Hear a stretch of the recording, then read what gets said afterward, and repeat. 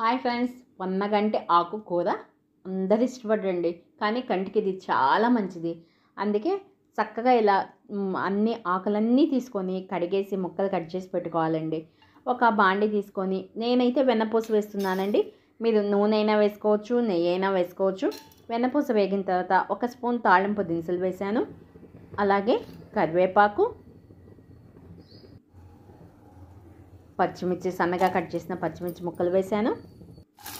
తర్వాత సన్నగా కట్ చేసి పెట్టిన ఉల్లిపాయ ముక్కలు వేస్తున్నాను. అలాగే సన్నగా కట్ చేసి పెట్టుకున్న పొన్నగంటి ఆకు వేసానండి. ఇప్పుడు కొంచెం పసుపు, టేస్ట్కి సరిపడా పసుపు, ఉప్పు, ఒక స్పూన్ ఉప్పు, అంటే మా టేస్ట్కి తగ్గట్టు వేసాను. మీకు నచ్చినట్టు వేయచ్చు. ఇప్పుడు నానబెట్టిన పెసరపప్పు వేస్తున్నాను. పెసరపప్పు తగిలితే చక్కగా తినడానికి బాగుంటుందండి. పెసరపప్పు కూడా మగ్గిన తర్వాత కారం వేస్తున్నాను. ఒక అర స్పూను కారం వేస్తున్నాను.